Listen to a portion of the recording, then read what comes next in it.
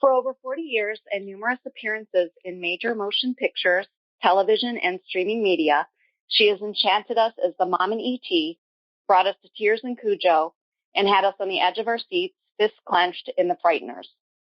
She is not only a genre legend, but also a healer and self-improvement guru, proving you can have it all and still love yourself. Lili's Lair presents Dee Wallace. Welcome, Dee, and thank you for taking the time to talk to me. Oh, you bet. So happy to be here. Great, thanks. For you personally, what is it like to not only be a genre legend, but also a guiding light and teacher to so many people?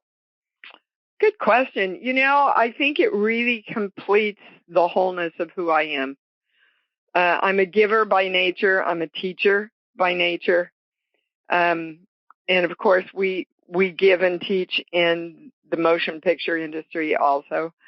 But when I found my healing work and realized I was a clairaudient channel and could channel important information to help people better themselves, find where their blocks were, it just expanded a whole side of me that really fed my soul. And I realized that when I was channeling, that's what I'd been doing in my acting all my life, was really channeling the character. So the two worlds come together more than you might realize. Do you think that there's a kind of added pressure that this puts on you, knowing that, you're this icon, but also a lot of people rely on you to help them sort themselves out? No, I actually think it's created a massive amount of freedom for me. When you get out of your own way, when you realize your little kid's running the show, when you understand absolutely and unwaveringly that you're the creation of you, and really the spiritual work is really brain science spoken through spiritual language. But we're all saying the same thing, which is you have to choose what you want. You have to hold your focus on it. You have to feel excited and happy about it, and then you have to take action. And when those things are in place, then the entire universe aligns up to help you get what you want. Interesting. So you don't think that putting attention on wanting your acting career to move forward and then putting your attention on the spiritual side, it hasn't taken away from either of those? You could do both of them successfully. Well, I think we all need to do everything that rocks our boat and get away from this misnomer that you have to choose, because I write books, I have a radio show, I do private healing sessions every day, I go to auditions, I do movies, I do TV, I do it all because all those creative endeavors make me happy. And when we're happy, we create more, and the universe responds to us a lot more. So, no, I mean, do I have to be conscious of maintaining a balance? Absolutely.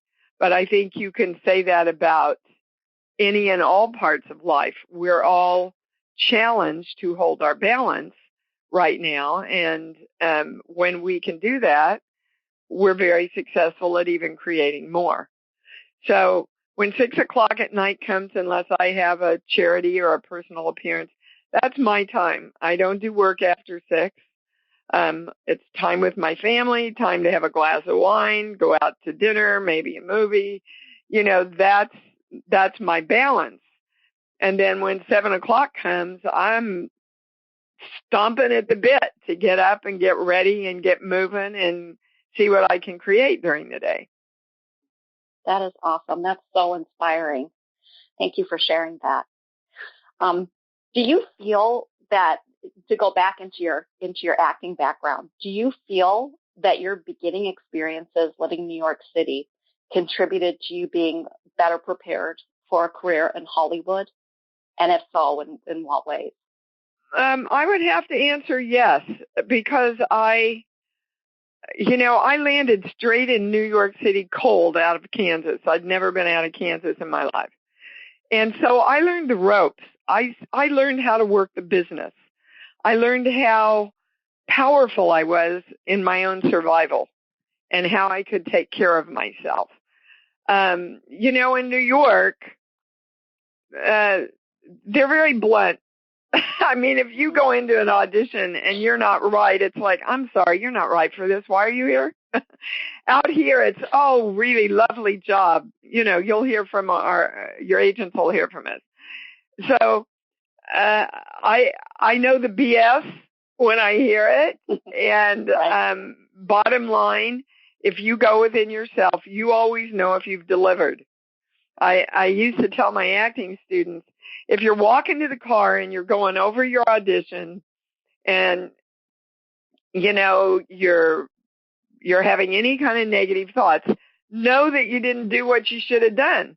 Because when you walk out of that office and you've done what you've done in the most truthful way you can do it, you let it go.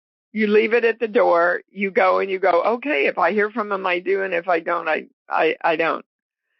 So anytime we feel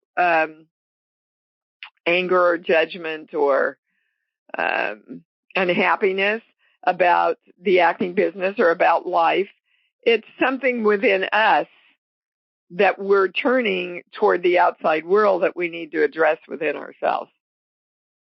Right. How did you actually transition from New York to Hollywood? I was a dancer, and I danced my way across the country in a show called for Oldsmobile. And when I got out here, one of my good guy friends said, oh, my God, you should move out here. I said, yeah, but all my agents are.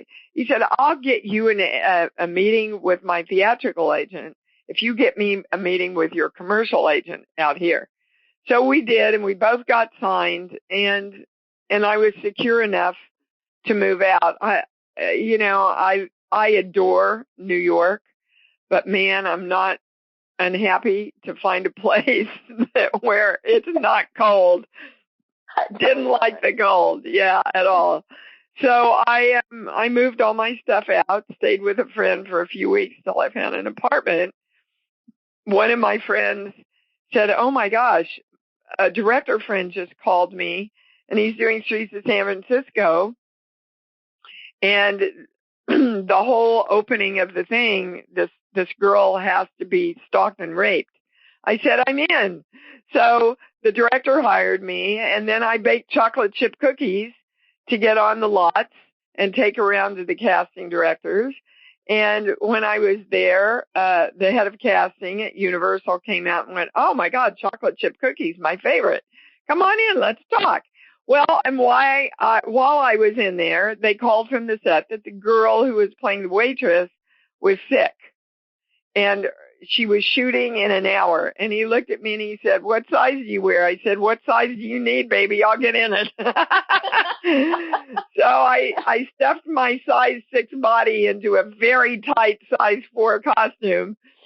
And that was one of my first credits, you see, but I had a dream.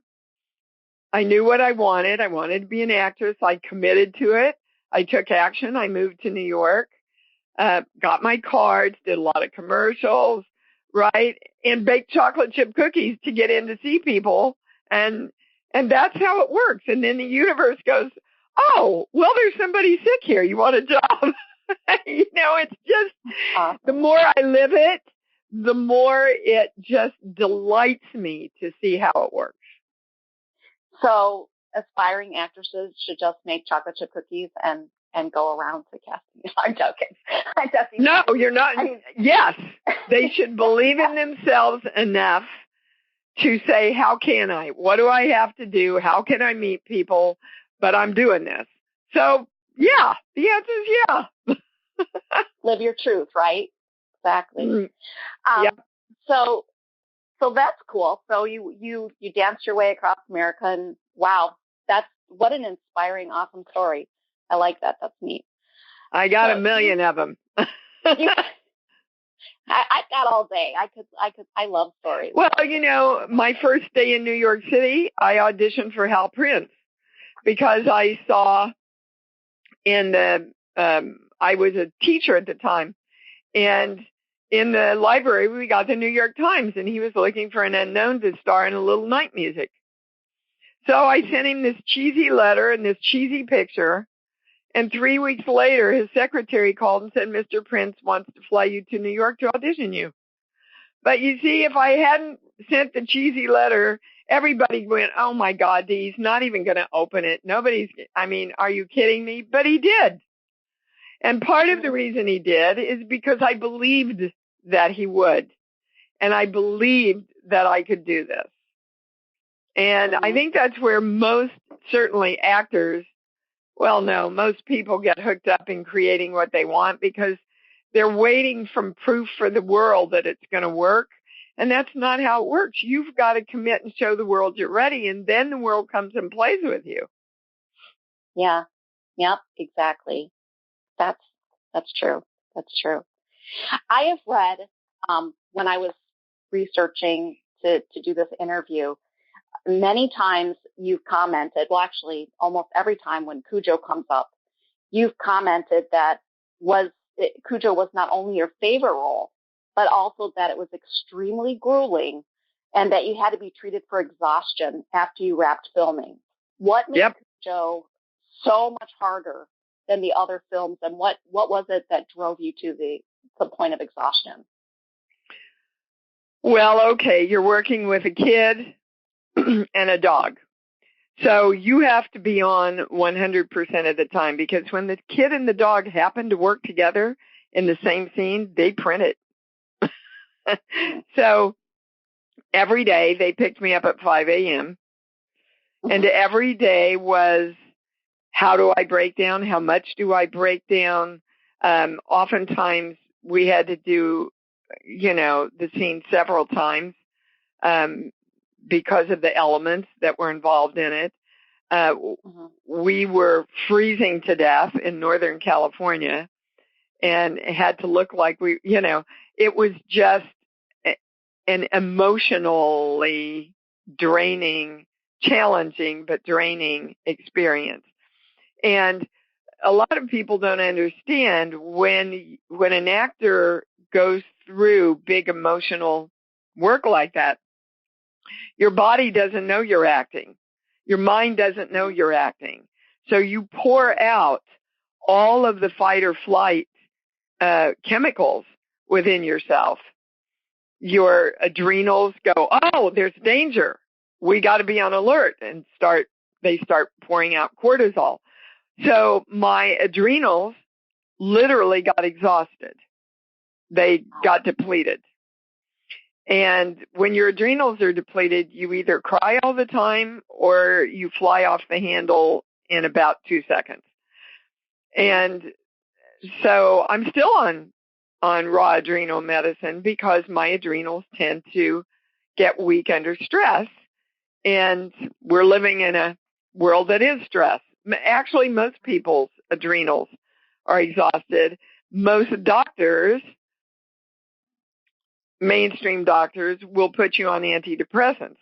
I was lucky. I had a homeopathic internist that knew what was going on, and so he prescribed me and still prescribes me raw adrenals. So, but the feelings of depression are very much the same when your adrenals are depleted.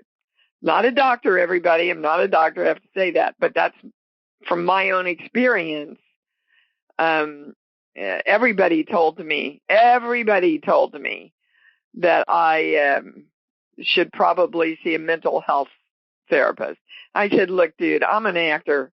I know when it's in my mind and I know when it's in my body. This is not something I'm imagining, right?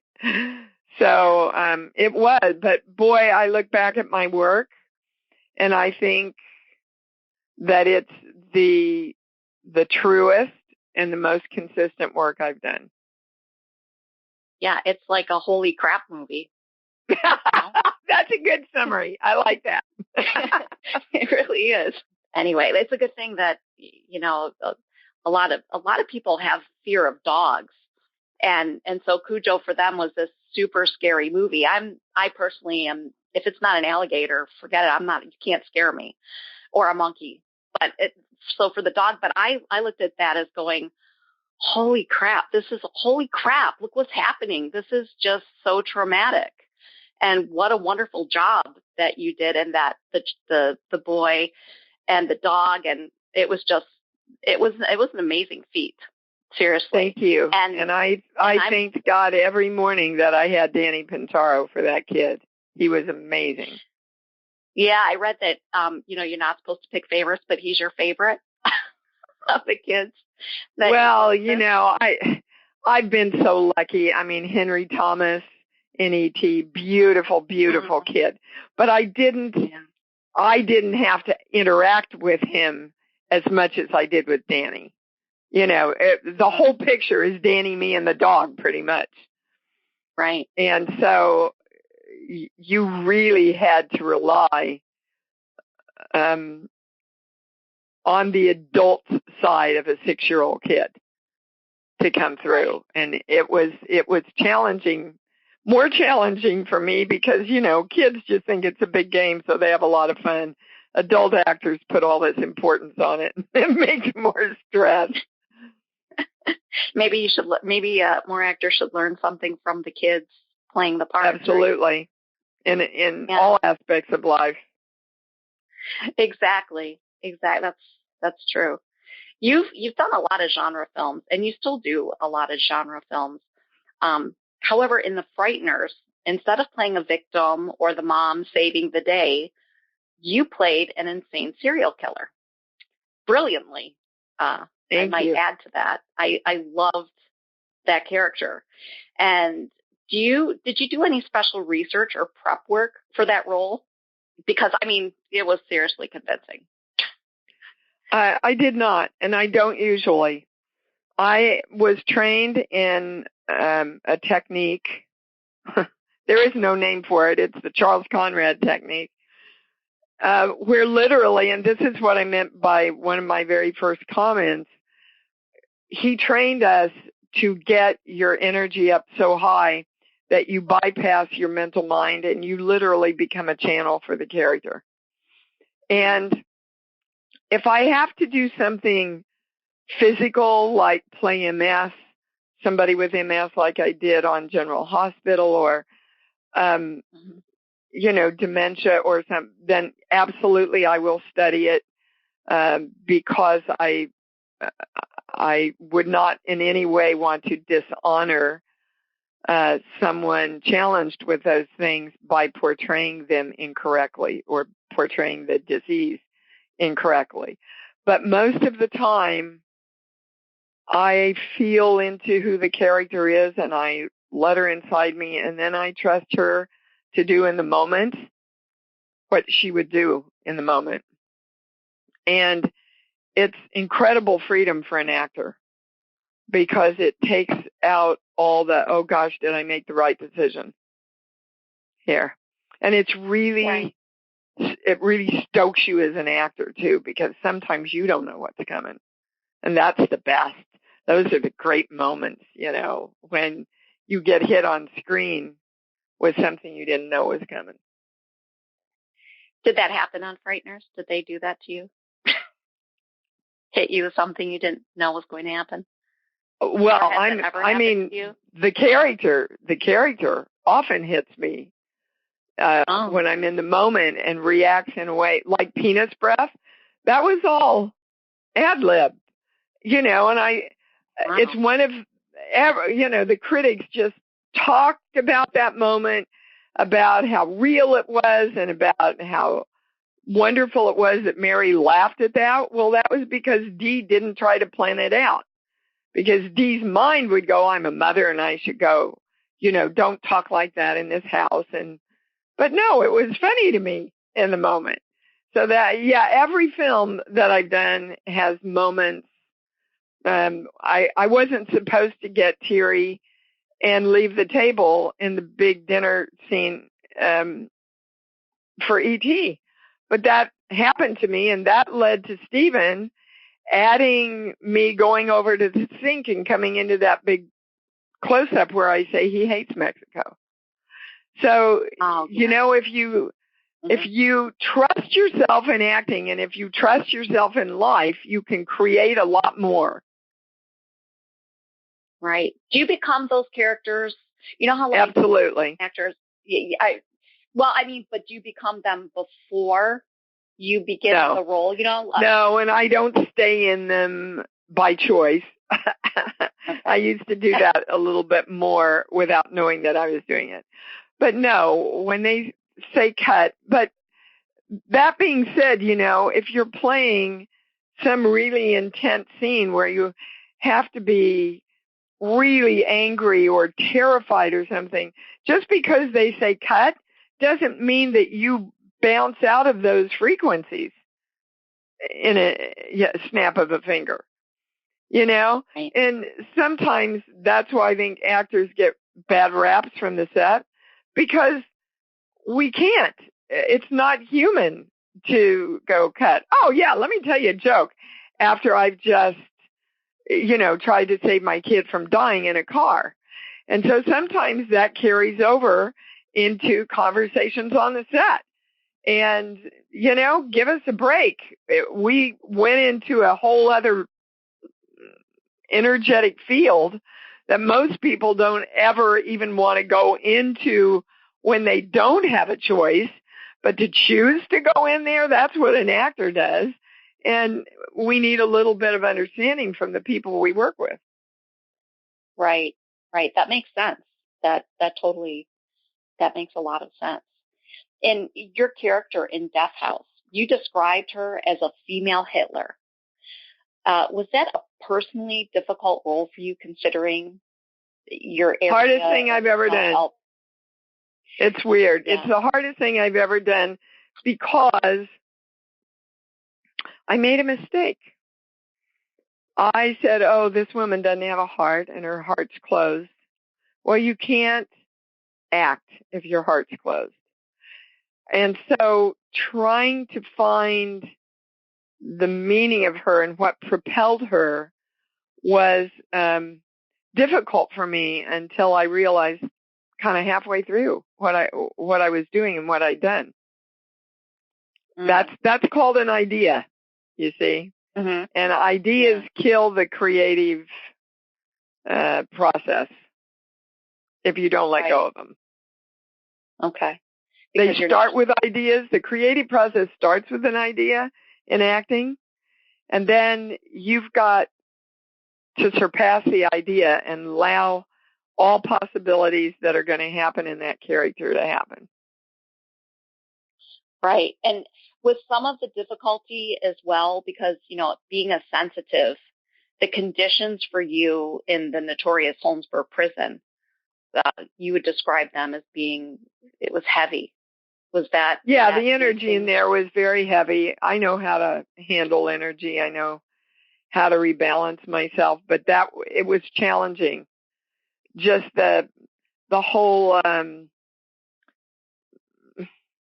the project was challenging. The subject matter was challenging. Where we were shooting was challenging, and the part. And so, yeah, it was difficult for me, that part.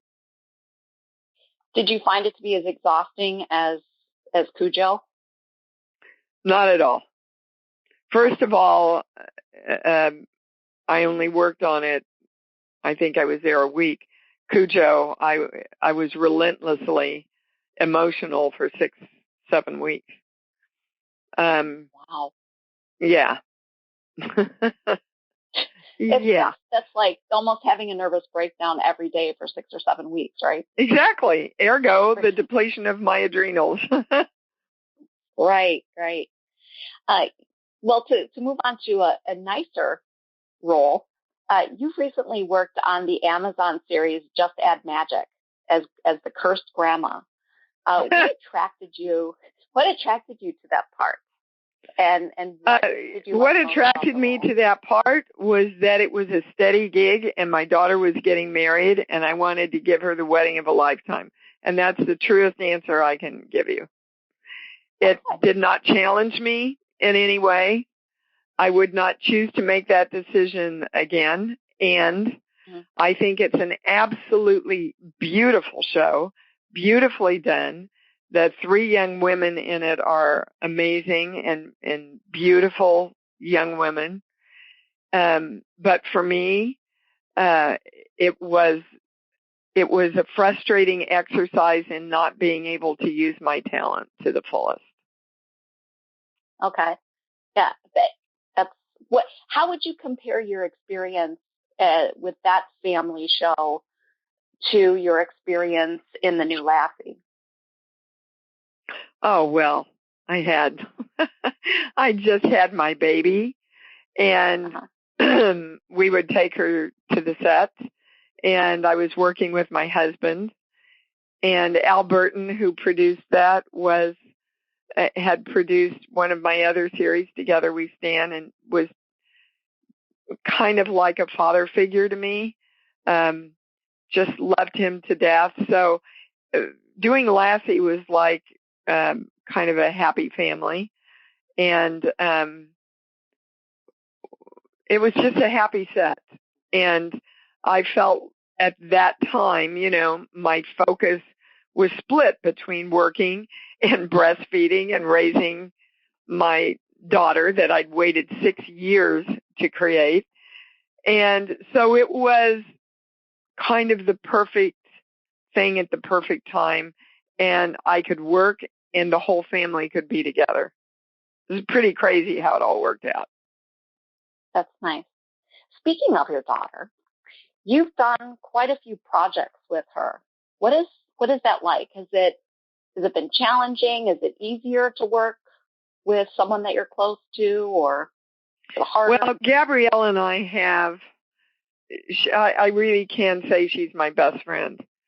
We're incredibly truthful with each other.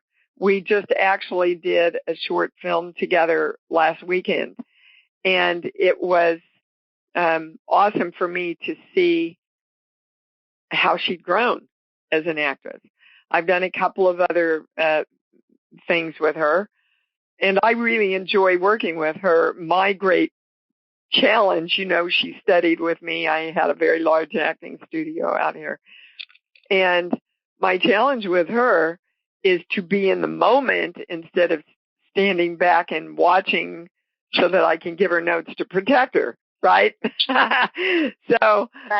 That didn't happen really at all in the thing that we did this last time. She was powerful and present, and it was like, okay, I don't need your input, Mom. So we're actually having a feature-length film written for us right now. Nice. Can you tell us what it's about? No. Okay. It's a mother and daughter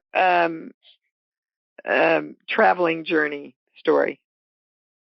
Nice. Well, I know she played a younger you in Charlie's Gift, and I have to tell you, when I realized who she was when I saw her picture, I was like, wow, the resemblance. Does she? Oh, it's crazy. We sound alike. Have a lot of features alike. She sent me a little video on her phone. She had a scene where she had to freak out and cry and scream. I swear to God, if you closed your eyes, you'd think it was me. It's weird. And on another note, she has a whole side of her that I don't.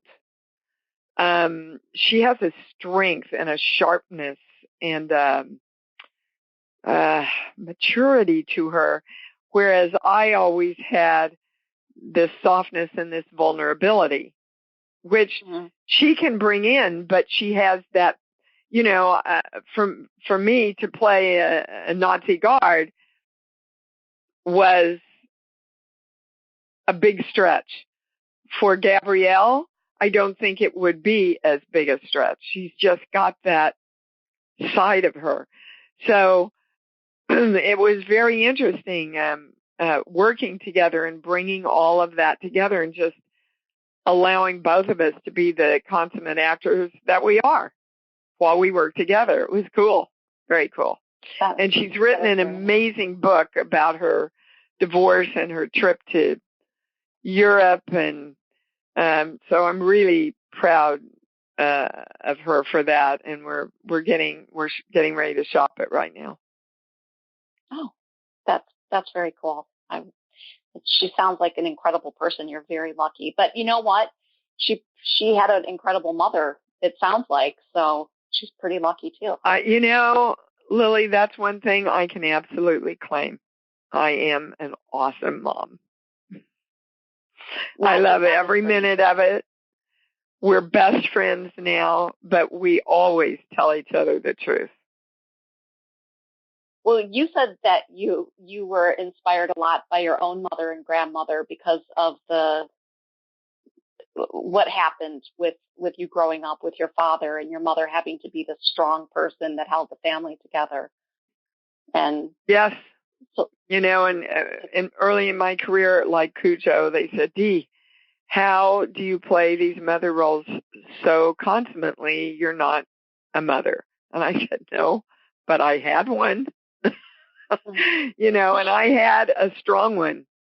And she held that family together through thick and thin and against all odds, you know, financially, emotionally, spiritually. She was our rock.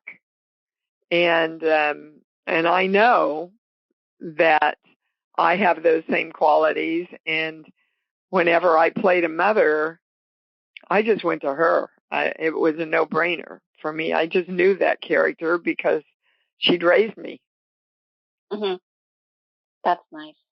Well, you're very fortunate that. Of course, I never heard my mom say the F word, but my mom didn't swear. So my characters sort of leave her there. Oh, God. That's fine. So you can't talk about the script that's being developed, but are you currently working on anything that you can talk about? Oh, I've got lots of stuff coming out. I've got an episode of Shooter that'll air later this month. I just finished Rob Zombie's film, 3 from Hell. And before that, I did a beautiful family film called Every Other Holiday. So it's been a busy year so far. And, you know, just did this little short film. And next week, I do a week on another family film. So it's been good. It's been busy. I like it that way. Good. You know, and I'm doing some amazing programs in my healing stuff too. If guys, if you're interested in really becoming more powerful in your life, go to my website, IamDeeWallace.com. And there's free stuff to listen to. You know, I think once you get an inkling of what this is all about, you're going to want more because it's freedom when you take responsibility for your own life. You'll be free and you'll see how much you can create. Just stop it. Right? What? The Bob, just stop it. The Bob Newhart. Oh, yes. The link that you. Yes. I love that. Oh my gosh. Yeah. Well, so what we're talking about for your listeners, go Google Bob Newhart's Stop It. Think of something that you keep trying to do and all the reasons that you keep telling yourself that you can't do it, and then go watch Bob Newhart Stop It. And you'll get it. Exactly. What legacy do you think you'd like to leave to the world? Love. I would like to leave the legacy of love, that love is the most important thing in this life, in this universe. And it, unfortunately, has not been addressed in its scientifically proven power. Love is something we think of, oh, we'll fall in love. And it's glamorous and it's kind of wishy-washy and it's out there somewhere and I'm looking for love. Love is a force. Love is an energetic frequency force. And it creates everything and it heals everything because it creates wellness and peace and joy. And so it literally is a force you want to learn to work with. Right. Heart-based decisions and intuition and feelings. The heart gives off energy. I don't think people realize that, but exactly. So that's what I teach. That's what I try to live. That's what I know. I'm actually July 2nd starting a amazing program teaching people how to harness love within themselves and then focus that love on creating what they want. Very nice. Will that be on your website as well? It is. It's on my website, but hurry because it starts on Monday. Oh, yeah. Monday's July already. Yep. You get 2 private sessions with me, 3 webinars for the group, and daily video and audio guidance for 6 weeks. So, yeah, it's a pretty nice package. Okay. So for 6 weeks. And so go to Dee's website and check that out. You have a Facebook page as well. Oh, and right? Twitter, and yeah, I'm all over the place. You're all over the place. So I'm all over the place. Just everywhere. Google Dee Wallace if you didn't get to write down the website. It'll show you where to go.